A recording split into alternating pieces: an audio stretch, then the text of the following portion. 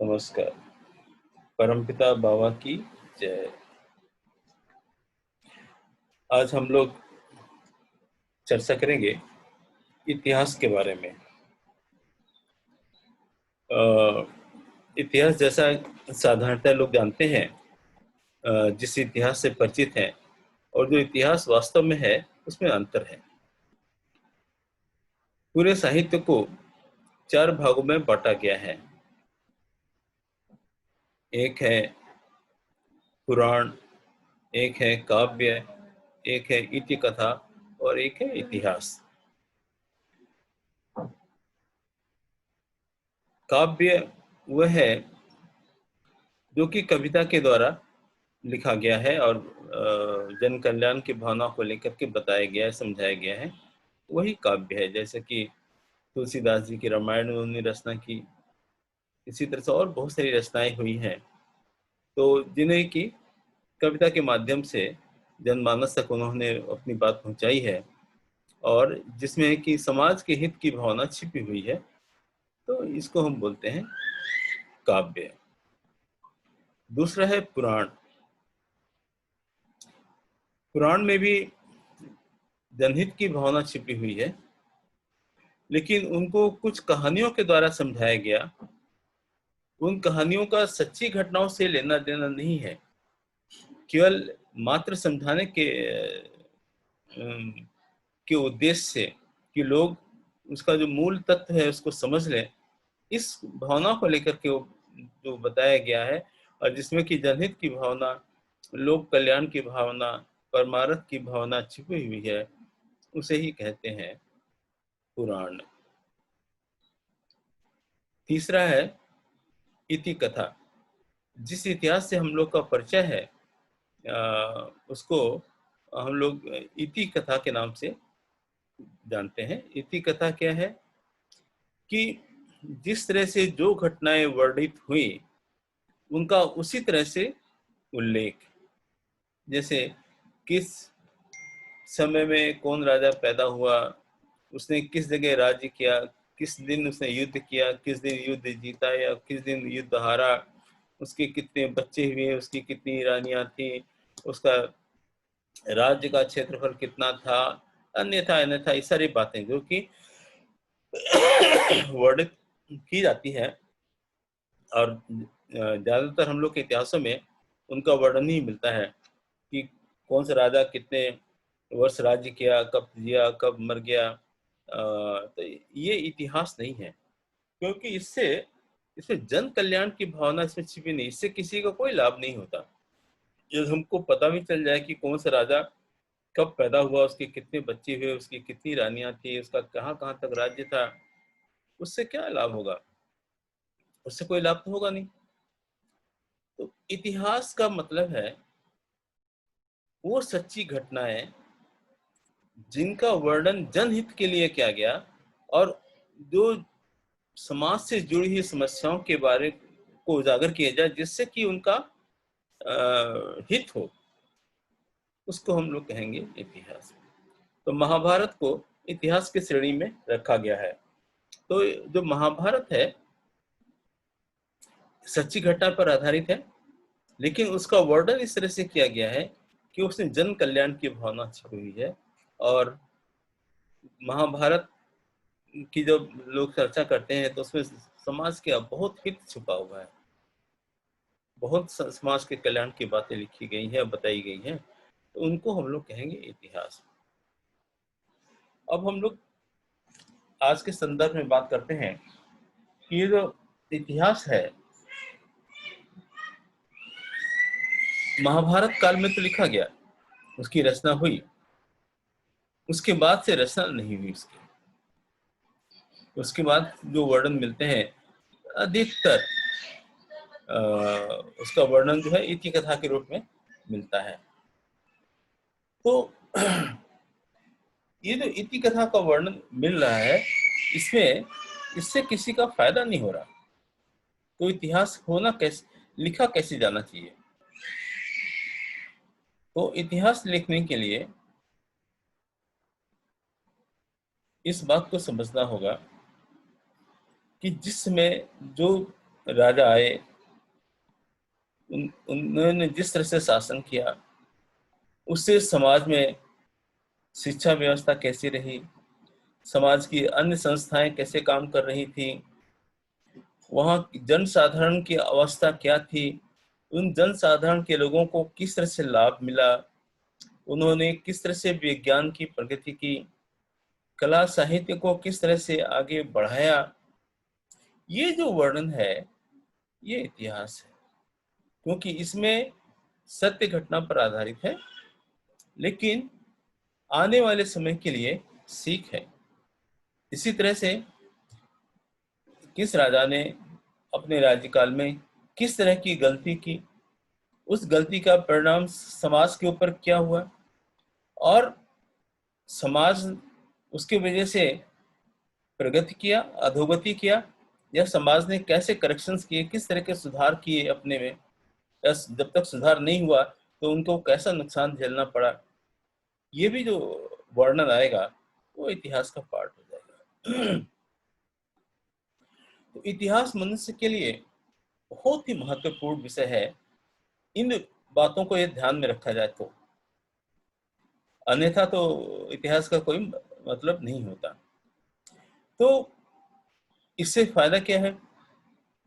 क्योंकि मनुष्य का जीवन चल रहा है, समाज आगे बढ़ता चला जा रहा है, और इस समाज को आगे चलते चलते न जाने कहाँ तक चलेगा। तो यदि हमारे पास इतिहास होगा अपना, तो उस इतिहास से हमें सीख मिलेगी।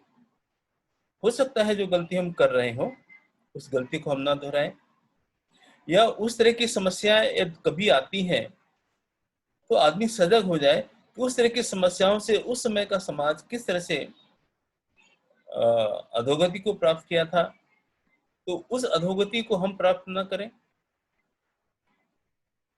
इसलिए इसलिए प्रौद्ध व्यवस्था में श्री प्रभात रंजन सरकार जी ने इतिहास पर बहुत जोर दिया, और उन्होंने कहा कि जो इतिहास हमारा खो गया है, जिसका वर्णन नहीं है, हमें उस इतिहास को कई माध्यमों से, जहां भी जैसी भी जो सूचना मिलती है, उसको फिर से लिखना चाहिए, और लिख करके उस इतिहास को एक समाज की पूंजी के रूप में रखना चाहिए। अब एक चीज और भी आती है, समाज में व्यक्ति भी है और एक समाज भी है, व्यक्ति का समूह भी है। समाज में हमने देखा कुछ ऐसे व्यक्तित्व भी हुए जिन्होंने समाज की धारा को बदल दिया, समाज को बहुत प्रभावित किया है। उदाहरण के रूप में हम ले भगवान शिव।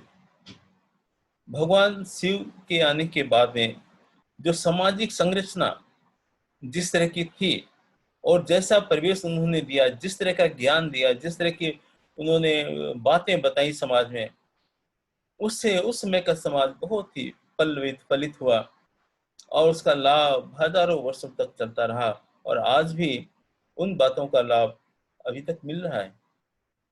कहा जाता है कि वो पहले विवाहित पुरुष थे, विवाह की पद्धति उन्होंने शुरू की। ऐसा नहीं कि उसके पहले लोग विवाह नहीं होता था, विवाह होता था, लेकिन एक कैसी विवाह की पद्धति हो, उसका उन्होंने एक समाज में लोग एक साथ स्त्री पुरुष रहे और परिवार का दायित्व तो दोनों मिलकर के उठाएं। विवाह का मतलब है विशेष प्रकार से वहन करना। तो एक स्त्री पुरुष दोनों मिलकर के विवाह के सूत्र में बंध करके एक प्रण लेते हैं कि हमें एक विशेष प्रकार से अपने परिवार का भार लेना है और उस दायित्व को आगे निभाना है। ये ये किसने दिया? भगवान शिव ने दिया। इसलिए भगवान ने शिव ने मनुष्य को नृत्य दिया, तांडव नृत्य। पार्वती ने ललित नृत्य दिया, उनको हम नटराज के रूप में भी जानते हैं। उसके पहले भी आदमी उछलता कूदता रहता था, लेकिन उन्होंने राग रागिनियों को दिया कि किस तरह से मनुष्य अपने अंदर की छुपी हुई भावनाओं को कैसे और अभिप्रकाशित करेगा, उसका ज्ञान दिया उन्होंने। उन्होंने मनुष्य बीमार पड़े तो कौन सी औषधि मिले, कि औषधि उसको लेनी चाहिए, उसका ज्ञान दिया। ऐसे बहुत सारे ज्ञान दिए। तो कहने का मतलब यह था कि हम इतिहास में देखते हैं कभी ऐसे महापुरुष आते हैं, वो महापुरुष जनमानस को हजारों हजार वर्षों तक के लिए अभिप्रकाश दे के जाते हैं। उन्होंने तंत्र साधना को और सुदृढ़ किया, सुसज्जित किया। तंत्र उसके शिव जी से पहले भी था, लेकिन शिव भगवान ने उसको बहुत ज्यादा परिमार्जित सुसज्जित किया। तो उनकी अनूठी देन है समाज के लिए। उसी तरह से हम देखते हैं श्री कृष्ण भगवान, उन्होंने समाज की एक व्यवस्था दी, समाज में बुराई के प्रति संघर्ष करने के भाव को जगाया उन्होंने। पूरे महाभारत की रचना उसी आधार पर हुई, और अपने उपदेशों के द्वारा, गीता के उपदेश के द्वारा उन्होंने और भी बहुत सारे काम किए कि समाज को कैसे चलाया जाए, सरकार राज्य को कैसे चलाया जाए, उसके बारे में उन्होंने काफी विस्तृत में बातें बताई। और उन्हीं कारणों से हम देखते हैं कि वो जो व्यवस्था उन्होंने दी, सरकार की राज्य की व्यवस्थाएं जो दी थी, उनका वर्णन नहीं मिलता जिस तरह से मिलना चाहिए था। लेकिन महाभारत काल जो आज से लगभग 3500 वर्ष पूर्व का काल है, उसके बाद से बौद्ध काल तक जो करीब 2500 वर्ष पहले का काल है, तो जो 1000 वर्ष की जो व्यवस्था इस देश में चल रही थी, वो व्यवस्था कौन सी थी? और जो चाणक्य जी ने अर्थशास्त्र दिया, ये अर्थशास्त्र ये कहां से आया था? इसका इन्होंने संकलन किया ना, उन्हीं बातों का एक अध्ययन करके संकलन किया। लेकिन ये बातें कहां से उठी थी? ये महाभारत काल से चली आ रही बातें थी, जिसका उन्होंने अर्थशास्त्र में के नाम से संकलन किया। तो श्री कृष्ण भगवान की जो देन है, वो आज तक और आने वाले समय तक वो हमको प्रभावित करती रहेगी। ये हमको कैसे मिलता है? इतिहास के द्वारा मिलता है। इसी तरह से आज के युग में श्री प्रभात रंजन सरकार जी ने एक सामाजिक आर्थिक दर्शन दिया, प्रबुद्ध का दर्शन,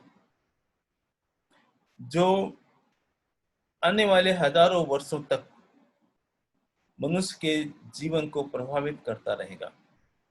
उन्होंने आज की जो समस्याएं हैं, जिस तरह से मनुष्य का विकास हो रहा है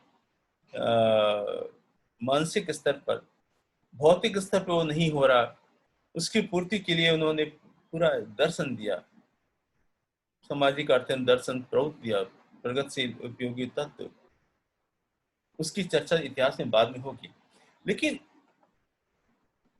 प्रवृत्ति दर्शन में इतिहास की बात कही गई, इसी इतिहास पर आधारित है प्रौद्ध दर्शन की समाज चक्र की व्यवस्था।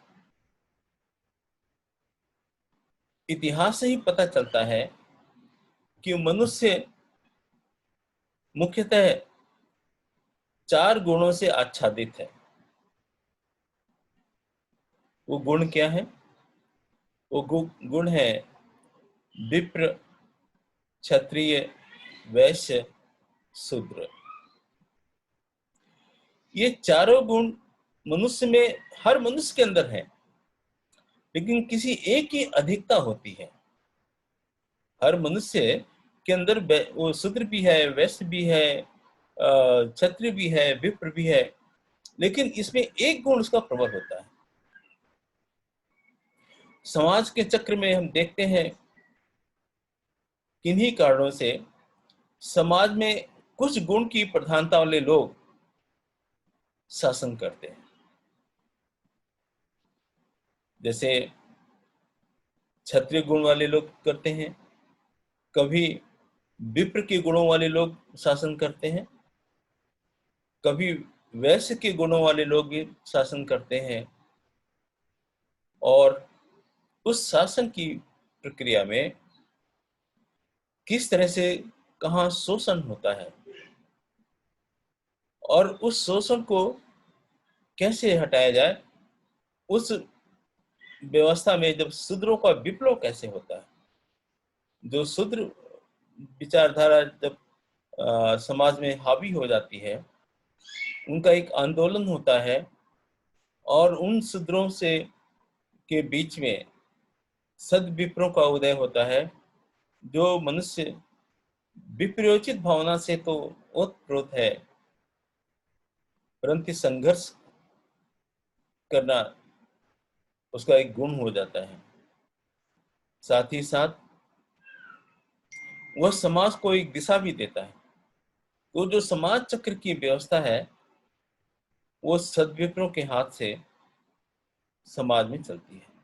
उसकी बहुत विस्तृत व्याख्या प्रौत सिद्धांत में दी गई है। तो हम लोग यहाँ बात कर रहे हैं इतिहास की, तो इतिहास से ही पता चलता है। इसी तरह से इतिहास में ये भी होना चाहिए कि पुरुष और नारी के संबंध कैसे थे। कभी देखा गया नारी का शोषण हुआ, किन कारणों से हुआ, नारी के शोषण होने से सामाजिक स्थिति कैसी रही, और जहां नारी का शोषण नहीं हुआ वहां पर समाज किस तरह से आगे बढ़ा, ये इतिहास का विषय है। तो ये क्योंकि समाज जब हम मनुष्य की बात करते हैं तो आधा पुरुष और आधा स्त्री है।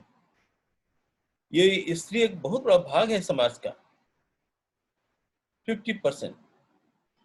उसकी भूमिका बहुत अहम है। इतिहास में हम ये देखते हैं कि कभी ऐसा था कि मैट्रिनियल व्यवस्था थी, मतलब परिवार में माँ मुख्य होती थी और माँ से ही परिवार चलता था, माँ के नाम से ही परिवार को जाना जाता था। हम लोग जानते हैं महाभारत में भी अर्जुन का एक नाम कौन्तेय है, मतलब कुंती पुत्र। मतलब अर्जुन को भी अपनी माँ के नाम से जाना गया। तो एक व्यवस्था थी, माँ का एक स्थान था समाज में, परिवार में, इसलिए उनको कौन्तेय के रूप में भी जानते हैं। ऐसे बहुत सारे उदाहरण और भी मिलते हैं। तो उस व्यवस्था में जहां पर कि स्त्री प्रधान परिवार हो गया और बाद में धीरे धीरे पारिवारिक व्यवस्था पुरुष प्रधान हो गई, मैट्रिनियल व्यवस्था जब आ गई, उसके क्या परिणाम हुए, ये इतिहास का विषय है। इसलिए हमको इतिहास को जानना जरूरी है। हमें मालूम है सामाजिक व्यवस्था में स्त्री और पुरुष की बराबर की भूमिका, उनको बराबर का अधिकार यदि मिलेगा तभी समाज एक अच्छे गति से प्रगति करेगा, अच्छे जोर से चलेगा। अन्यथा किसी एक को दबा दिया गया तो समाज की हानि होगी। तो ये सारी जो बातें हैं इस इतिहास की बातें हैं, इसलिए इतिहास बहुत महत्वपूर्ण माना गया।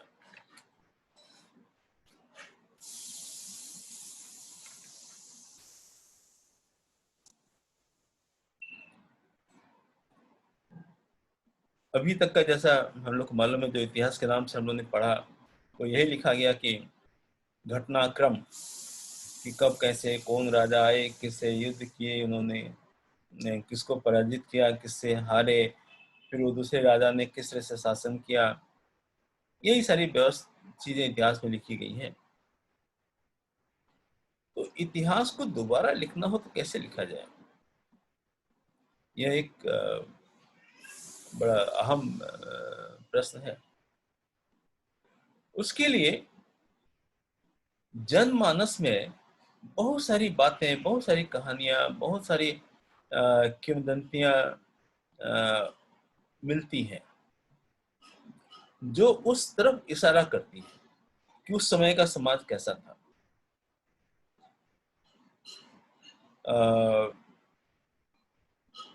हालांकि क्या कारण थे ये तो मालूम नहीं। ज्यादातर भारतवर्ष में लोगों ने इतिहास लिखा नहीं, पुराने काल में तो नहीं लिखा, ये बाद के काल में थोड़ा बहुत इतिहास मिलने लग गया। जो बाहर के आक्रमणकारी राजा आए उन्होंने जरूर अपना इतिहास लिखा, चाहे वो बाबर नामा, अकबर नामा, इस तरह की बहुत सारी पुस्तकें हैं। उनसे पता चलता है कि उस समय कैसे कैसे उन्होंने व्यवस्था पूरी की थी। लेकिन एक बात और भी है कि उस समय तो लिपि भी नहीं थी हमारे पास में, केवल बोलचाल की भाषा थी। लिपि बहुत बाद में आई। लेकिन लिपि आने के बाद में भी, जैसे अशोक के समय की हम लोग जब बात करते हैं, तो बहुत सारे शिलालेख मिले, ताम्र पत्र मिले, या इस तरह की चीजें मिली जहां पर कि उन्होंने कुछ कुछ लिख करके छोड़ा, जिससे कि थोड़ा बहुत समाज के बारे में मिलता है। लेकिन महाभारत काल से लेकर के बुद्ध काल तक जो 1000 वर्षों का इस देश का इतिहास रहा, उसके बारे में बहुत ज्यादा चर्चा कहीं मिलती नहीं। कभी भी किसी ने कुछ लिखने की व्यवस्था नहीं की। पहले एक थी और भी, पहले तो कागज नहीं होता था, कलम स्याही नहीं होते थे, तो लिखने के लिए थी। लेकिन फिर भी जो प्राकृतिक रूप से जहाँ चीज अवेलेबल था, जैसे कि दक्षिण में देखा गया, ताल पत्र के ऊपर लिखा हुआ मिलता है। जो ताड़ का पेड़ होता है, उसके पत्ते होते हैं, उसकी एक उसमें लिखा हुआ, और अभी भी बहुत सारी पांडुलिपियां ताल पत्र में मिलती हैं। उत्तर में ये हिमालय के तराई में एक पेड़ होता है, उस पेड़ की छाल से एक कागज जैसा, उसको भोजपत्र बोलते हैं। मेरे पास एक भोजपत्र रखा भी है, वो हमने उसको देखा है। उस भोजपत्र में उसकी जो लेयर्स होती है, जैसे एक छाल उस पेड़ की निकाली जाए, तो उसमें से कम 40-50 लेयर्स निकलेंगे, और वो लेयर एकदम कागज की जैसी होती है, और उस पर लिखा जा सकता है। उस पर आप स्याही से लिखें, या आज तो पेन से भी उसमें लिख सकते हैं, और उसको मोड़ा जा सकता है, मोड़ के रख लीजिए, बाद में फिर वो उसको सीधा किया जा सकता है, जैसे हम लोग अपने कागज को करते हैं। तो भोजपत्र पर लिखने की व्यवस्था हमारे देश में थी। उसकी पांडुलिपियां कितनी कहाँ मिलती हैं वो तो मुझे ज्यादा उसके बारे में, उस विषय में जानकारी नहीं है। लेकिन उसकी पांडुलिपियां मिलेंगी जो कि भोजपत्र पर जो राजा संदेश देते थे, या अपने बारे में उन्होंने या किसी ने कुछ लिखा होगा, तो भोजपत्र में मिलता है। क्योंकि किन्हीं कारणों से इस देश में एक समय के बाद में वैज्ञानिक प्रगति रुक गई, किसी दर्शन की वजह से। वो भी इतिहास का एक विषय है, उसके बारे में हमको जानना चाहिए। क्या कारण था एक समय जो स्वर्णिम युग था, और उसके बाद का जो समय आता है, उस स्वर्णिम युग में किस तरह का विज्ञान प्रचलित था, समाज के लिए कौन कौन सी व्यवस्थाएं उसमें चल रही थी, वो व्यवस्थाएं किन कारणों से बाद में नहीं रही। एक समाज, ये इतिहास का एक विषय है, इस पर भी काफी चर्चा की जा सकती है। प्रौद्ध के सिद्धांत में प्रौद्ध के प्रणेता श्री प्रभात रंजन सरकार जी ने सभ्यता का विकास कैसे हुआ उसके बारे में विस्तृत चर्चा की है।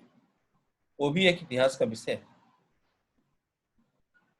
वो कहते हैं कि जो सभ्यता का विकास नदियों के किनारे हुआ, और एक नदी एक सभ्यता को लेकर नीचे चलती थी। तो उन्होंने एक छोटा सा उदाहरण दिया कि मान लीजिए नदी ऊपर से चल रही है, तो आदमी तो पहले नदी के किनारे ही रहता था, नदी के आसपास रहता था, क्योंकि पानी की व्यवस्था कैसे होगी। और जो नदी है उसमें पेरिनियल वाटर बह रहा है, सारी नदियां हिमालय से आ रही हैं, आइस फेड है, तो हर मौसम में उसमें पानी रहता है।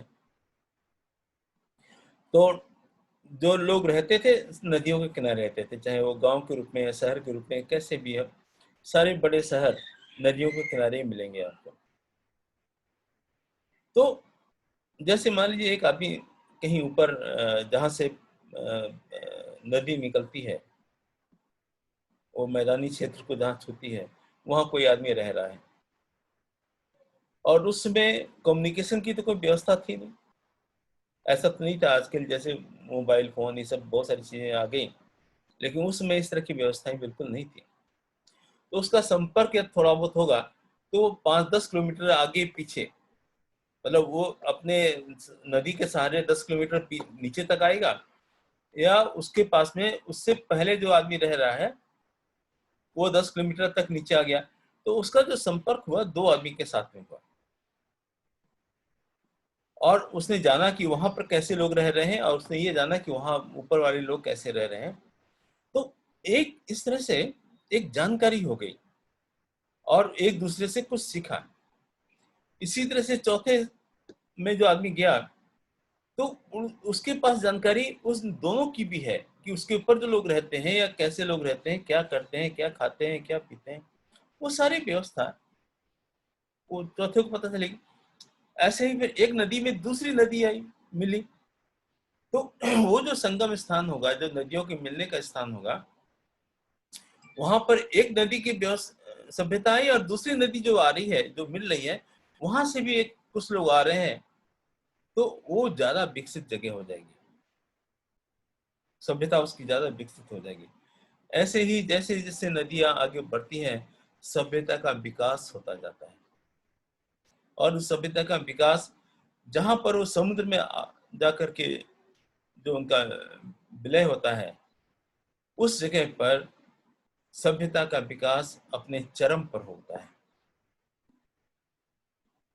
और वहां पर जो लोग हैं उनको इंफॉर्मेशन हर तरह की, जहां जहां से नदियां, जिस जिस जगह से नदियां आई और उसमें पानी मिलता गया, और उन सारी इंफॉर्मेशन, सूचनाएं उनके पास में उपलब्ध रहती है, और वो इस तरह से सभ्यता का ज्यादा विकास वहां होता है। तो हम लोग अपने यहाँ देखते हैं, जैसे कि बंगाल बंगाल में जो है हिमालय की सारी नदियां, चाहे वो हमारे उत्तर भारत से आ रही हो, या फिर पूर्वोत्तर क्षेत्र से ब्रह्मपुत्र आ रही हो, वो सब कहाँ मिल रही है? समुद्र में मिल रही है, बंगाल के सागर में। उस बंगाल सागर की जो बंगाल की जो सभ्यता होगी, वो अति उन्नत सभ्यता होगी, क्योंकि उन्होंने जो ब्रह्मपुत्र मंगोलियन साइड से आ रही है, जो मंगोलियन रेस है, वहाँ की जो व्यवस्थाएं हैं उसकी पूरी जानकारी है। जो हिमालय के उत्तरी भाग से जो नदियां आ रही हैं, जितनी नदियां आ रही हैं, गंगा, जमुना और उसकी बहुत सहायक नदियां, चंबल, और जितनी भी नदियां वहां से निकल रही हैं, या कोसी, गंडक, जो दूसरे कस निकल रही, जो बाद में फिर गंगा में मिल जा रही हैं, वो गंगा जा करके फिर बंगाल के सागर में मिलती है। तो इस सभ्यता का विकास नदियों के द्वारा, नदियों के किनारे किनारे होता गया। ये इतिहास का विषय है, इससे हमें बहुत कुछ सीखना है। इसलिए प्रौद्ध की व्यवस्था में इतिहास को एक बहुत महत्वपूर्ण स्थान दिया। इतिहास के लिए कहा गया इतिहसति इत्यर्थे इतिहास, जिससे कि हम पल्लवित फलित होते हैं, वही इतिहास है, वही इतिहास की व्यवस्था है। तो इतिहास के बारे में हम लोग ब्रज के बारे में भी थोड़ी चर्चा करेंगे बाद में समय मिलेगा तो, क्योंकि इसी व्यवस्था का, जो ब्रज में नदियां आ रही हैं, कहाँ कहाँ से नदियां आ रही हैं, तो उनका मिलन कैसे हुआ, कैसे वे सभ्यताएं चलेंगी, और यदि नदियां मिल नहीं रही हैं आपस में, तो दो सभ्यताओं को अलग अलग लेकर के चल रही हैं।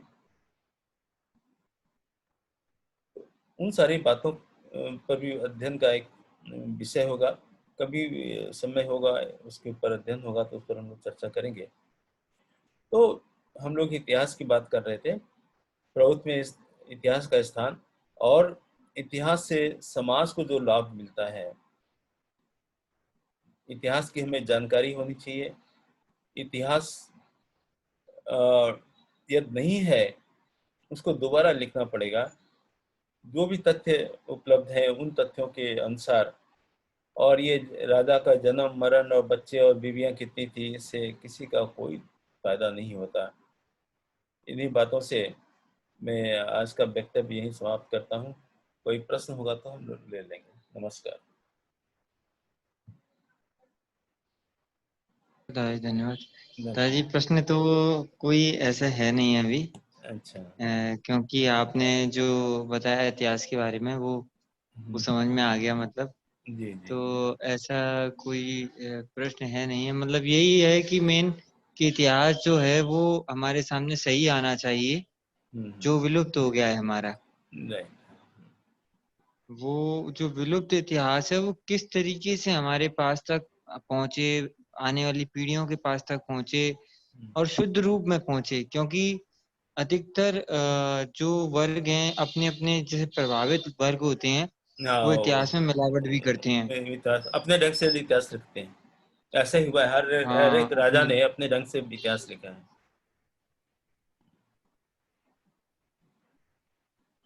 हाँ हाँ तो हाँ। तो इसमें क्या था जी, ये भी चीज बहुत क्लियर मतलब कैसे हो कि आगे इतिहास में मिलावट ना हो पाए, सबसे बड़ी दुविधा ये है इतिहास के लिए।